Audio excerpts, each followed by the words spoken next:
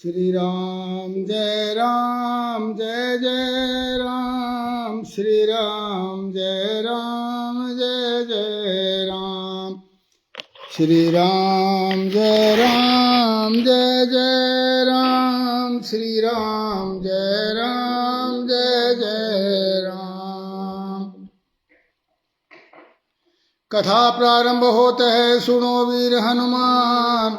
आसन आन विराजियो, पवन पुत्र बलवान सियावर रामचंद्र पद जय। शरणम शंकर हरि ओम जय जय सिया राम।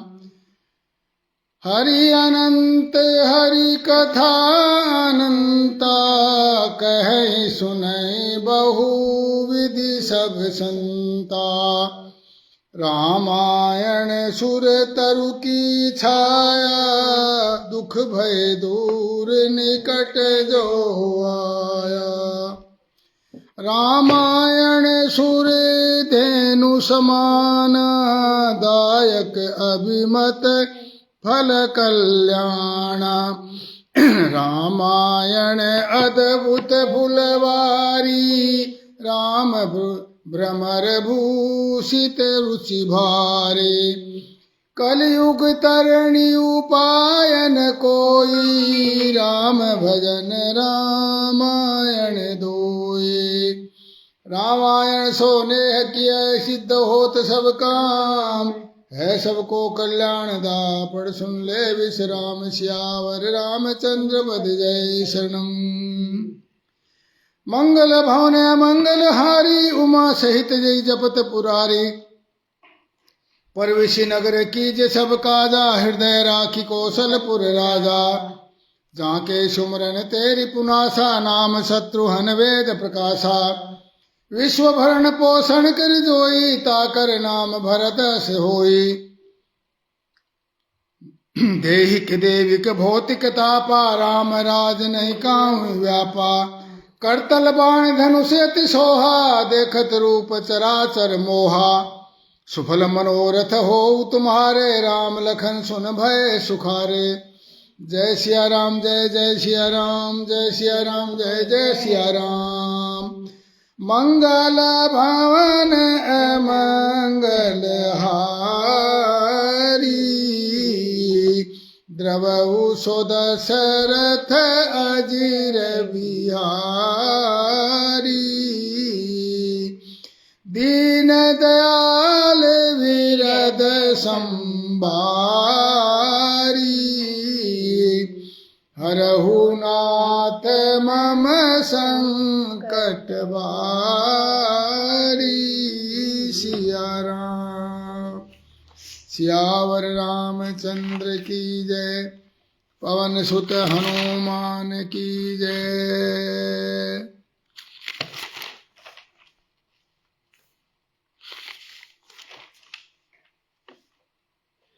सोनू कौशिक घोगड़िया जी जय श्री राम। तो कल की कथा में हम आपको बताए, कथा में हमने सुना कि गौतम नारी शापवश जो है पत्थर की हो गई थी, और जैसे ही भगवान का स्पर्श हुआ तो पुनः अहिल्या बन गई और अपने पति के पास पहुंच गई और कहा कि हे मुनिवर, आपने तो मुझे श्राप दिया वो भला किया, आप ये श्राप नहीं देते तो मुझे कभी भी भगवान के दर्शन नहीं होते, जो कुछ होता है। तो कई बार हम देखते हैं, ये सूत्र है जीवन का, कई बार हम घटना की तत्कालिक बात देख करके दुख मानते हैं कि ये बड़ा बुरा हुआ, ऐसा इतना तो जुल्म हो गया, ऐसा नहीं होना चाहिए, परंतु बाद में जब उसका परिणाम निकलता है तो देखते हैं कि बहुत अच्छा हुआ। तो इसीलिए कहा जाता है कि भगवान जो करते हैं सब ठीक करते हैं। तत्कालिक रूप से हमें लगता है कि ये बड़ा कष्ट आ गया, ये फलाना हो गया, ये हो गया। मोनू शर्मा जी जय श्री राम। तो अब जो है वहां से आगे जो है राम और लक्ष्मण जो है चले राम लक्ष्मण मुनि संगा गए जहाँ जग पावनी गंगा। वो तो आ लिया इसमें, वो ये पहले आ लिया था उसमें, वाल्मीकि रामायण में, बाद में है। गंगा जाती है।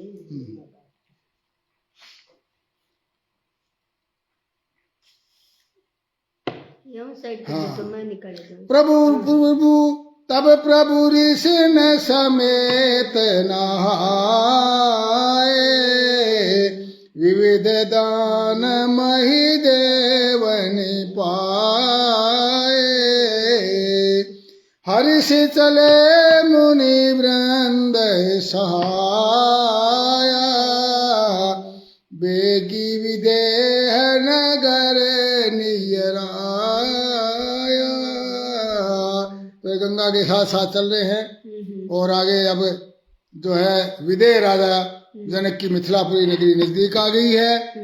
हमारे बड़े भाई साहब मनोहर लाल शर्मा जी कथा से जुड़ चुके हैं। बड़े भाई साहब बलदेव शर्मा पटवारी जी भी कथा से जुड़ चुके हैं। दोनों को चरण स्पर्श, जय श्री राम। और दोनों भाइयों को जुड़ने के पश्चात मुझे कथा में कितना उत्साह और कितना आनंद आता है, और कथा अपने आप ही पढ़ी जाती है, पता नहीं लगता, दोनों के आशीर्वाद से।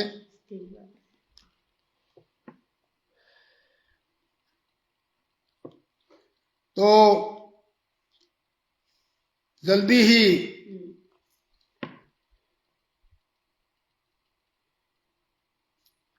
जो है श्री रामचंद्र जी और लक्ष्मण जी विश्वामित्र जी को आगे करके वहां से ईशान कोण की ओर चल पड़े तथा मिथिला नरेश के यज्ञ मंडप में जा पहुंचे। वहां नाना देशों के 600 ब्राह्मण जुटे हुए थे, वेदों का स्वाध्याय कर रहे थे। महर्षि विश्वामित्र ने एकांत स्थान में डेरा डाला।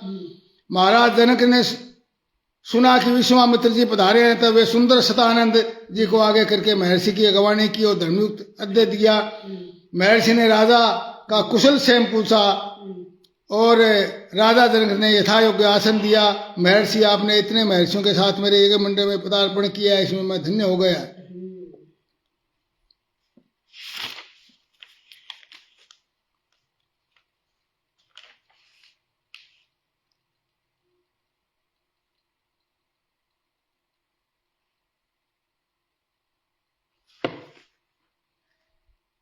कीन प्रणाम चरण धरि माथा, दीन अशीष मुदित मुनिनाथ। विप्रवंद सब सादर वंदे, जाने भाग बड़ राउ आनंदे। सिया राम। राजा ने मुनि के चरणों पर मस्तक रखकर प्रणाम किया। मुनियों ने के स्वामी विश्वामित्र जी ने प्रसन्न होकर आशीर्वाद दिया। फिर सारी ब्राह्मण मंडली को आदर सहित प्रणाम किया और अपना बड़ा भाग्य जानकर राजा आनंदित हुए और बार बार कुशल प्रश्न करके विश्वामित्र जी ने राजा को बैठाया। उसी समय दोनों भाई भी आ पहुंचे जो फुलवाड़ी देखने गए थे। और श्यामल गौर मृदु वैश्य किशोरा, आलोचन सुखद विशोचित चोरा। और उठे सुकल जब रघुपति आए, विश्वामित्र निकट बैठाए। श्यावर रामचंद्र की जय। सुकुमार अवस्था वाले श्याम और गौर वर्ण के दोनों राजकुमार और नेत्रों को बड़ा ही आनंद देने वाले, सुख देने वाले, सारे विश्व के चित्त को चुराने वाले जब रघुनाथ जी आए, तब सभी उनके रूप और तेज से प्रभावित होकर उठ खड़े हो गए और विश्वामित्र जी ने उनको अपने पास बैठा लिया। दोनों भाइयों को देख करके सभी सुखी हुए। सबके नेत्रों में जल भराया, आनंद और प्रेम के आंसू मढ़ाए और प्रेम मगन जान राजा जनक ने विवेक का आश्रय लेकर के जो है धीरज धारण किया। राजा विदेह राज जनक तो उन मनोहरी मूर्ति को देख करके अपने देह की शुद्ध बुद्धि भूल गए। और वैसे भी वो विदेह थे, परंतु वो फिर वास्तव में विदेह देह रहित हो गए। श्यावर रामचंद्र की जय। और मुनि के चरणों में सिर निभा करके बोलने लगे, कहु नाथ सुंदर दो बालक, मुनि कुल तिलक किंद्रप कुल पालक, इन्हीं विलोकत अति अनुरागा, बरबस ब्रह्म सुख ही मन त्यागा। जय सिया राम जय जय सिया राम, जय सिया राम जय जय सिया राम। हे महामुनि, देवता के समान पराक्रमी और सुंदर आयुधारी ये दो बालक कौन हैं? इनकी तरफ तो देखते ही मेरे को अनुराग हो गया है। कौन सैनी जी जय श्री राम। तथा जिसके कारण मैंने ब्रह्मानंद को भी छोड़ दिया है। इनको देखा तो मैं तो ब्रह्म के आनंद में रहता हूँ देह को छोड़कर, परंतु मैंने उसको भी छोड़ दिया है। ये यहाँ कैसे किस लिए पैदल ही पधारे हैं? श्यावर राम। ये कोई बालक सुंदर बालक है कौन? ये कोई मुनियों के कुल तिलक हैं या कोई राजवंश से हैं? ये मुझे बताइए। रघुकुल मणि दशरथ के जाए, मम हित लागी नरेश पठाए। सिया राम। राम लखन दो बंधुवर, रूपशील बलधाम, मख राखे सब साखी जगे, जीते असुर संग्राम। सियावर रामचंद्र पद जय शरणम। शंकर हरिओम जय जय सिया राम। मंगल भवन अमंगल हारी, द्रवु सुदशरथ अजर विहारी, दीन दयाल विरज संभारी, हरहु नाथ मम संकट भारी। जय सिया राम जय जय सिया राम, जय सिया राम जय जय सिया राम। हर हर महादेव। निशांत शर्मा जी जय श्री राम। सचित डॉक्टर सचित मनोपति जी नौहर से जय श्री राम। हमारे भतीजे हैं, हमारे बड़े भाई साहब मनोहर लाल शर्मा जी के छोटे वाले सुपुत्र डॉक्टर सचित मनोपति कथा से जुड़े हैं। स्वागत है आपका। तो बोला यह राजन, ये दोनों महाराज दशरथ के पुत्र हैं। इसके बाद उन्होंने दोनों के सिद्ध आश्रम के निवास, राक्षसों के वध और जैसे राजा दशरथ से वो उनको लेकर आए थे, सारी बात बिना किसी घबराहट के वो कैसे मिथिला तक आगमन और विशालापुरी के दर्शन, रास्ते में अहिल्या का साक्षात्कार, गौतम ऋषि का समागम आदि का वर्णन किया। अंत में बताया कि इनकी इच्छा आपके यहाँ रखे हुए धनुष के बारे में कुछ जानने की है, इसलिए ये यहाँ तक आए हैं। सियावर रामचंद्र की जय। अब ये जो आगे कथा है वो वाल्मीकि रामायण से है। उसी अवसर पर परम बुद्धिमान विश्वामित्र जी की बात सुनकर महातेजस्वी महातपस्वी शतानंद जी, जो कि जनक जी के कुलगुरु हैं, उनके शरीर में रोमांच उठा। और वो गौतम और अहिल्या के पुत्र भी हैं शतानंद जी। देखिए, उन दोनों राजकुमारों को देखकर शतानंद जी ने मुनिवर से पूछा, मुनि श्रेष्ठ, मेरी यशस्विनी माता अहिल्या बहुत दिनों से तपस्या कर रही थी, क्या आपने श्री राम को उनके दर्शन कराया? क्या मेरी माता जी श्राप मुक्त हो पिताजी के से मिली? क्या मेरे पिताजी की पूजा ग्रहण कर यहाँ पधारे हैं? मुनि ने कहा, शतानंद, महर्षि गौतम से उनकी पत्नी अहिल्या उसी प्रकार जा मिली है जिस प्रकार जमदग्नि ने ऋषि से रेणुका जा मिली थी। सियावर रामचंद्र की जय। जिस प्रकार जमदग्नि ऋषि ने रेणुका, यह सुनकर मुनि श्रेष्ठ शतानंद ने श्री राम से कहा, नर श्रेष्ठ, आपका स्वागत है। आपने किसी से भी न पराजित होने वाले महर्षि विश्वामित्र को आगे करके यहाँ तक पधारने का कष्ट किया है। महर्षि विश्वामित्र तपस्या से ब्रह्म ऋषि पद को प्राप्त हुए हैं, मैं इनको जानता हूँ। यह जगत के परम हितैषी है, इन्होंने बड़ी भारी तपस्या की है। मैं महात्मा कौशिक के बल और स्वरूप का यथार्थ का वर्णन करता हूँ, सुनिए। ये विश्वामित्र पहले एक धर्मात्मा राजा थे। इन्होंने शत्रुओं का दमन कर लंबे समय तक राज्य किया। प्राचीन काल में कुश नाम के महान राजा हुए, उनसे कुश नाम हुए, उनसे गादी, और गादी के महातेजस्वी विश्वामित्र हुए। एक समय की बात है, ये एक अक्षौणी सेना लेकर पृथ्वी पर विचरने लगे तथा अंत में महर्षि वशिष्ठ के आश्रम पर जा पहुंचे। महर्षि वशिष्ठ का दर्शन करके महाबली विश्वामित्र बड़े प्रसन्न हुए और महर्षि वशिष्ठ ने राजा का उचित संस्कार किया, सत्कार किया, उचित सत्कार किया। राजा ने कहा मैं तुम्हारा और तुम्हारी सेना का आतिथ्य सत्कार करना चाहता हूँ। महाराजा ने निमंत्रण स्वीकार कर लिया तथा आपको जो प्रिय लगे वही करो। महर्षि ने अपने चित्तकबरी कामधेनु नंदिनी को बुलाया और सारी सेना के लिए सरस सटरस व्यंजनों से सभी पदार्थों की वर्षा करो। राजेश पराशर जी जय श्री राम। तो ऐसा कहकर गाय ने उनकी जैसी इच्छा थी वैसी सामग्री जुटा दी और सभी बड़े तृप्त हो गए। चलते वक्त राजा ने कहा महर्षि आप मेरे से 1,00,000 गौएं ले लो और ये अपनी चित्तकबरी कामधेनु गाय मुझे दे दो, क्योंकि ये गाय तो रतन है तथा रतन लेने का अधिकार सिर्फ राजा को होता है। आप तो फकीर आदमी हो, आपको क्या जरूरत है इन चीजों की। महर्षि ने कहा राजन मेरा सब कुछ इस गाय के अधीन है, यह अतः मैं ये सबला गाय नहीं दे सकता। राजा ने बदले में 14,000 हाथी, 800 स्वर्ण में रथ, 1 करोड़ गौएं भी दे दूंगा ऐसा कहा।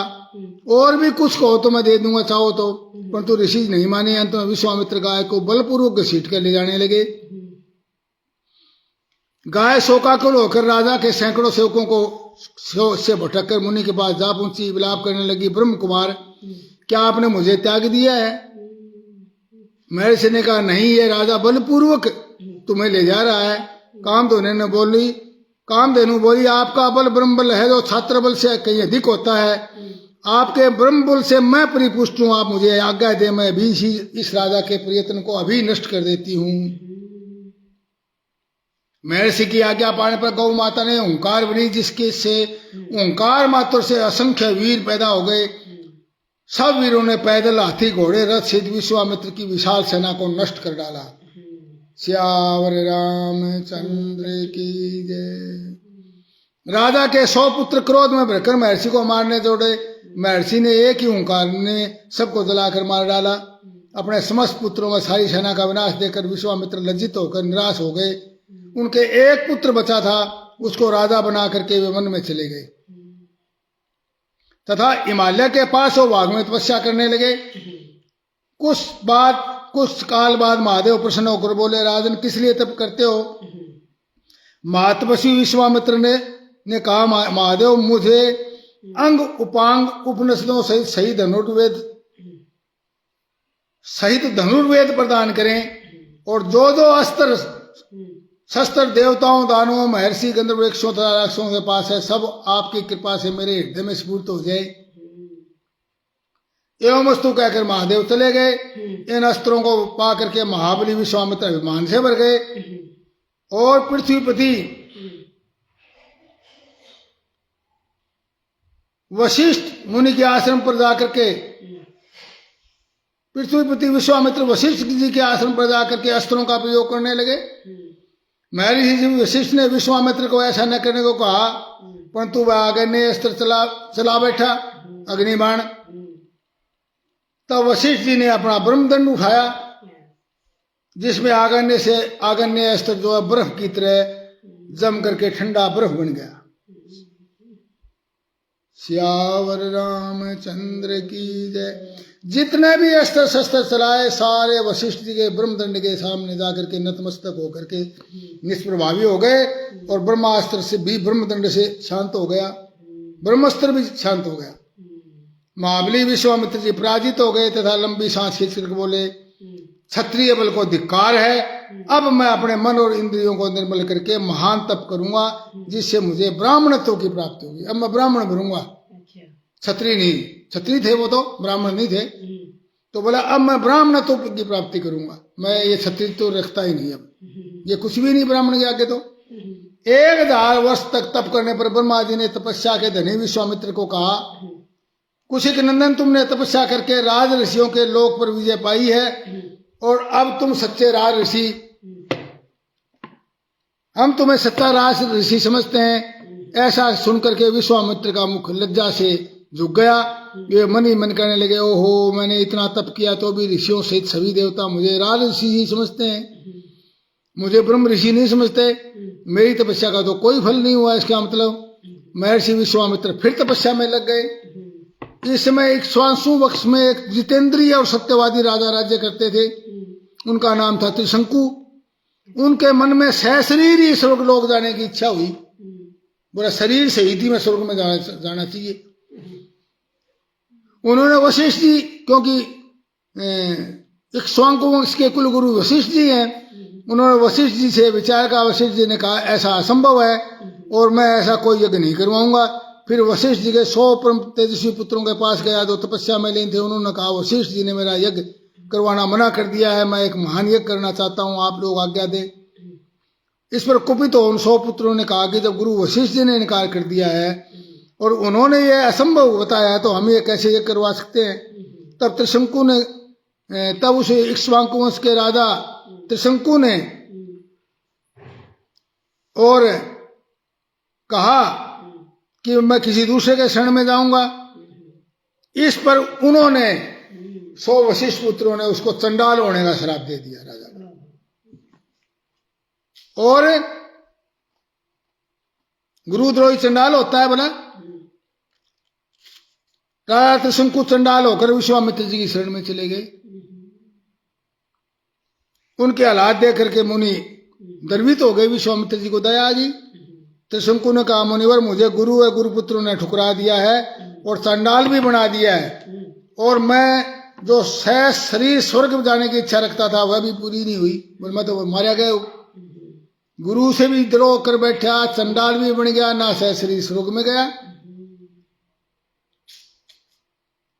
अब मैं आपकी शरण में आया हूं। महान महर्षि विश्वामित्र ने कहा राजन आपका स्वागत है, मैं जानता हूं तुम बड़े धर्मात्मा हो, डरो मत, मैं तुम्हें शरण देता हूं, तुम शेष शरीर स्वर्ग जाओगे।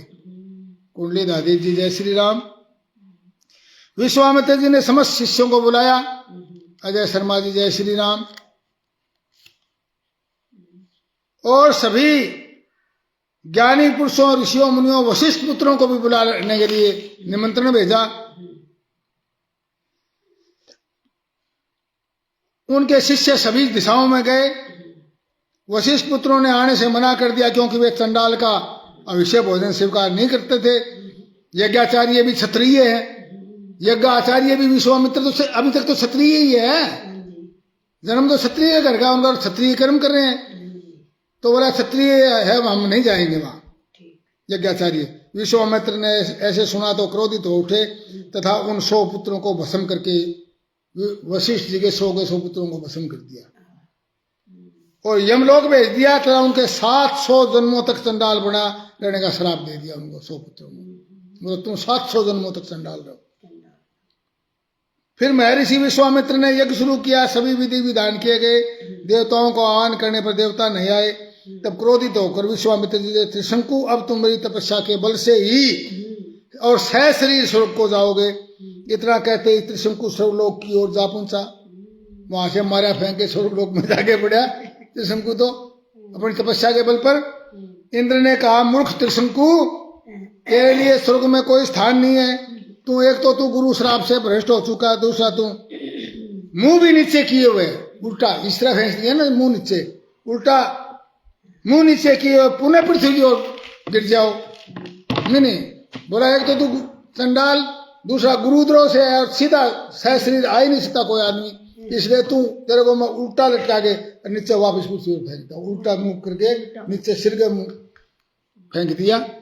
इंद्र का कहने इतना कहने पर त्रिशंकु तो त्राहिमाम करता कर वहां नीचे गिरने लगा।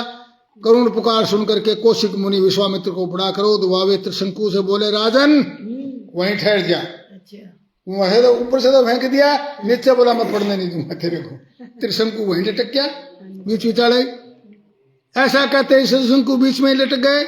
उसके बाद तेजस्वी विश्वामित्र ने दक्षिण मार्ग के लिए नए सप्तऋषियों की सृष्टि की, नवीन नक्षत्रों का निर्माण किया। उन्होंने दूसरा इंद्र बनाने की सोची, या मेरा स्वर्गलोक बिना इंद्र के ही होगा ऐसा विचार किया। ऐसा विचार कर नए देवताओं की सृष्टि प्रारंभ की। इससे देवता, असुर और ऋषि समुदाय घबरा उठे तथा महर्षि से आकर प्रार्थना की, महाभाग्य राजा त्रिशंकु गुरु के श्राप से अपना पुण्य नष्ट करके चंडाल हो गए हैं, अतः ये सहस्री स्वर्ग के अधिकारी नहीं है। महर्षि विश्वामित्र ने कहा देवगण आपका कल्याण हो, मैंने त्रिशंकु को सहस्री स्वर्ग भेजने की प्रतिज्ञा कर ली है, अतः इस प्रतिज्ञा को अब झूठा नहीं कर सकता। इन महाराज त्रिशंकु को सदा सर्वलोक का सुख प्राप्त होता रहेगा तथा जिन नक्षत्रों का मैंने निर्माण कर दिया, वो नक्षत्र भी खत्म नहीं होंगे, बने रहेंगे, मौजूद रहेंगे। आप लोग इन बातों का यदि अनुमोदन करते हो तो मैं नई सृष्टि के निर्माण को रोक देता हूँ। ऐसा कहने पर देवताओं ने इनका अनुमोदन कर दिया। कहा महर्षियों, ये सभी वस्तुएं जो आपने बनाई है, महर्षि जो ये वस्तुएं आपने बनाई सब बनी रहेगी। आपके रचे हुए नक्षत्र आकाश में वैश्वानव वानर पथ से के बाहर प्रकाशित होंगे और इन्हीं नक्षत्रों के बीच में सिर नीचा किए हुए त्रिशंकु भी प्रकाशमान होगा। तो अब भी वो त्रिशंकु तारा सिर नीचे किए हुए अब भी प्रकाशमान है। इन्हीं की स्थिति भी देवताओं के समान, इनकी स्थिति भी देवताओं के समान हो जाएगी। हे नरश्रेष्ठ राम, तदनंतर यज्ञ समाप्त होने पर सब देवता और तपोधन महर्षि जैसे आए थे उसी तरह वापिस चले गए।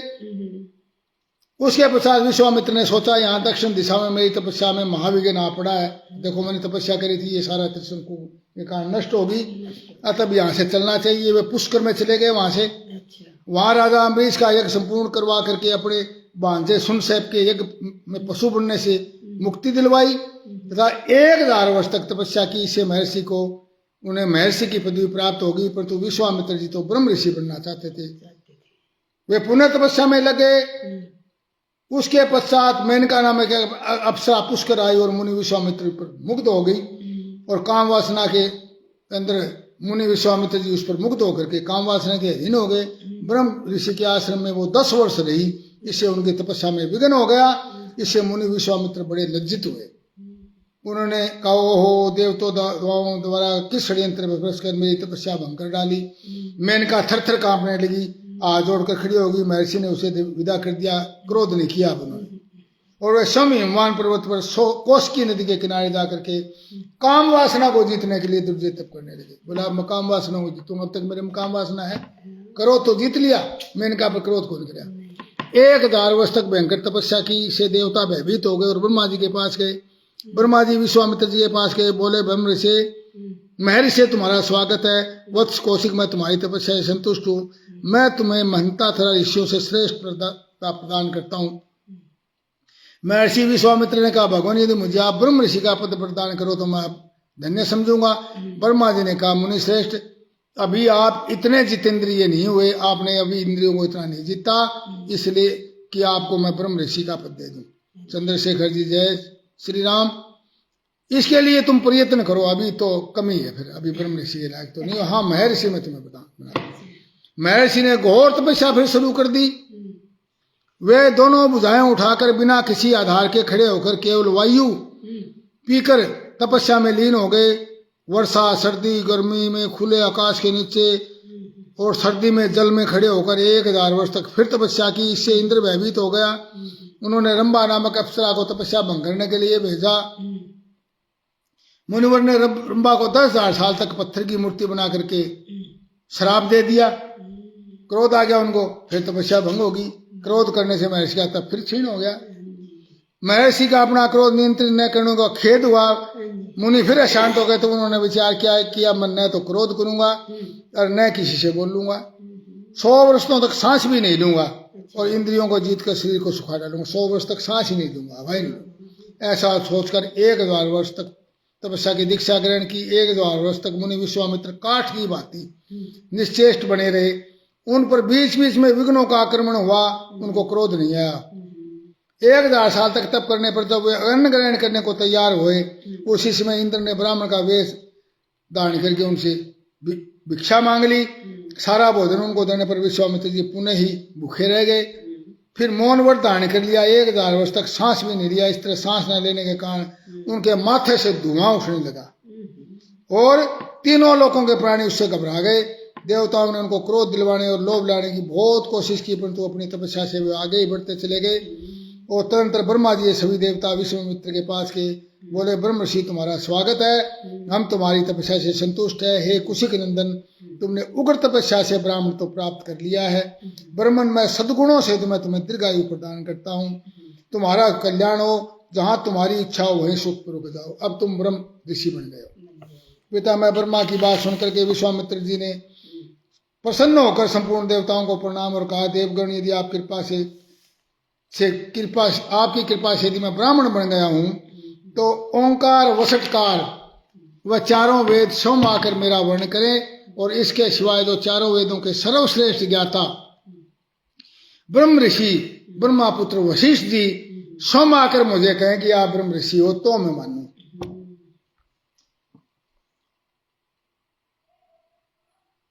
इसके बाद देवताओं ने मंत्र जप करने में श्रेय वाले श्रेष्ठ मुनि वशिष्ठ को प्रसन्न किया।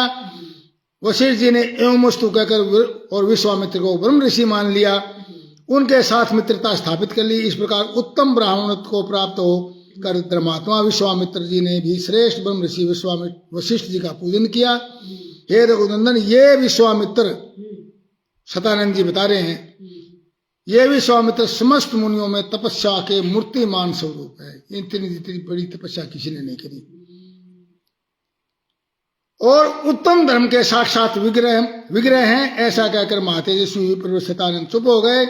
महाराजा जनक ने यह कथा सुनकर श्री राम लक्ष्मण के शिव विश्वामित्र से हाथ जोड़कर कहा, मुनिवर, आपने दर्शन देकर मुझे पवित्र कर दिया है। ऐसा कहकर राजा ने ब्रह्म ऋषि की परिक्रमा की और वहां से चल दिए। कथा समाप्त होत है, सुनो वीर हनुमान। कथा हमारी वैकुंठ में, आप करो विश्राम। सियावर रामचंद्र पद जय शरण। शंकर हरिओम जय जय सिया राम। मंगल भवन मंगल हारी, द्रऊ सुत सुरति अजिर बिहारी। दीन दयाल विरत संभारी, हरहु नाथ मम संकट भारी। जय सिया राम जय जय सिया राम, जय सिया राम जय जय हनुमान। बाके बिहारी लाल की जय, कृष्ण कन्हैया लाल की जय। हर हर महादेव।